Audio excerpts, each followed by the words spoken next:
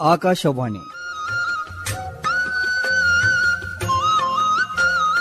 ಕರುಣಾಳು ಬಾಬೆಳಕೆ ಸರಣಿಯಲ್ಲಿ ಡಾಕ್ಟರ್ ಗುರುರಾಜ ಕರ್ಜಗಿ. ಈ ಕಾರ್ಯಕ್ರಮದ ಪ್ರಾಯೋಜಕರು PS ಸಮೂಹ ಶೈಕ್ಷಣಿಕ ಸಂಸ್ಥೆ ಶಿವಮೊಗ್ಗ. ಇದು ಖ್ಯಾತ ದಾರ್ಶನಿಕ ಮತ್ತು ಕವಿಯಾಗಿದ್ದಂಥ ಖಲೀಲ್ ಗಿಬ್ರಾನ್ ಹೇಳಿದಂಥ ಕಥೆ ಇದು. ನಿಮ್ಮ ಕಣ್ಮುಂದೆ ಚಿತ್ರ ಬರಬೇಕು. ಪುಟ್ಟ ದೇಶ, ಅದಕ್ಕೊಬ್ಬ ರಾಜ. ರಾಜನಿಗೆ ತನ್ನ ದೇಶದ ಬಗ್ಗೆ ಭಾರಿ ಅಭಿಮಾನ. ಅವ ರಾಜ ಅಂದ್ರೆ ಮನೆ ಯಜಮಾನ ಇದ್ದಂಗೆ ಇದ್ದ. ಅವನು ಯಾರನ್ನು ಅನಾವಶ್ಯಕವಾಗಿ ಹಿಂಸೆ ಮಾಡಿ ಹಣ ವಸೂಲಿ ಮಾಡ್ತಿರ್ಲಿಲ್ಲ. ತೊಂದರೆ ಆಯಿತು ಅಂತ ಗೊತ್ತಾದ್ರೆ ತಾನೇ ಖುದ್ದಾಗಿ ಹೋಗಿ ಕಷ್ಟದ ಕಾರಣ ಕೇಳಿ ಪರಿಹಾರ ಕೊಟ್ಟು ಬರ್ತಿದ್ದ.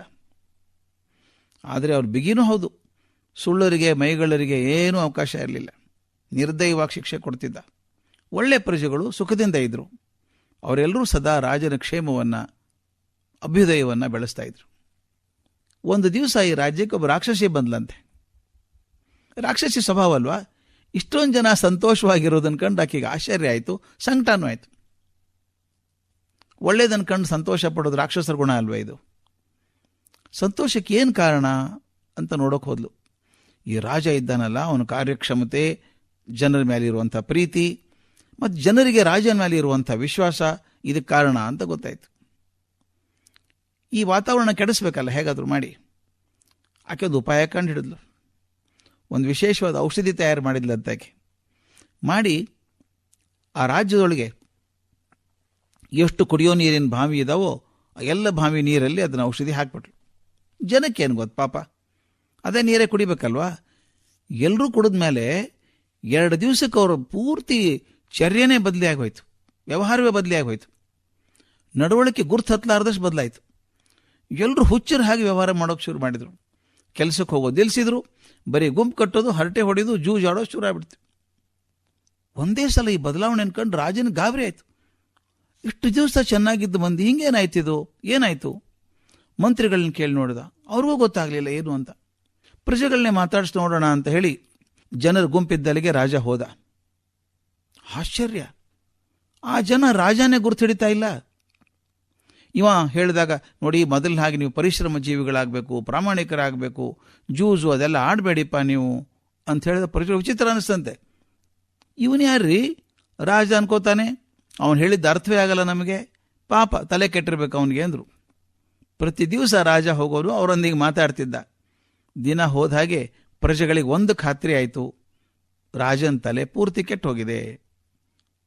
ಅದನ್ನು ಕೇಳಿ ಕೇಳಿ ರಾಜನ ಹುಚ್ಚಿಡಿಯಂಗಾಯ್ತು.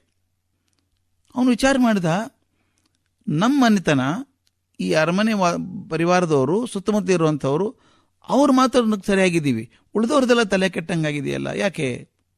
ಮಂತ್ರಿಗಳು ಕಾರಣ ಪತ್ತೆ ಮಾಡಿದರು.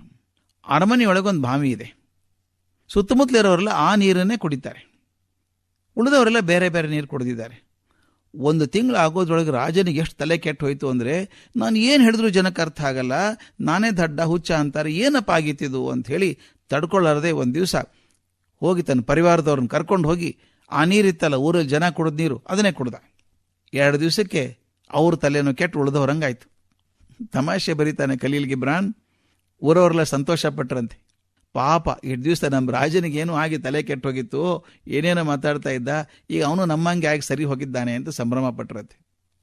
ಮೂರ್ಖರ ರಾಜ್ಯದೊಳಗೆ ಬುದ್ಧಿವಂತನೇ ದಡ್ಡ ಅನ್ನುವಂಥ ಪ್ರಸಂಗ ಬರ್ತದೆ. ಪ್ರತಿ ಕಾಲದಲ್ಲೂ ಬುದ್ಧಿವಂತರದು, ಜ್ಞಾನಿಗಳ ಸಂಖ್ಯೆ ಕಮ್ಮಿನೇ. ಆದರೆ ಅವರು ಸುತ್ತಮುತ್ತಲಿನವ್ರ ಕಂಡು ಬೇಜಾರು ಮಾಡಿಕೊಂಡು ಅವರಂತ ಆಗಬಾರ್ದು.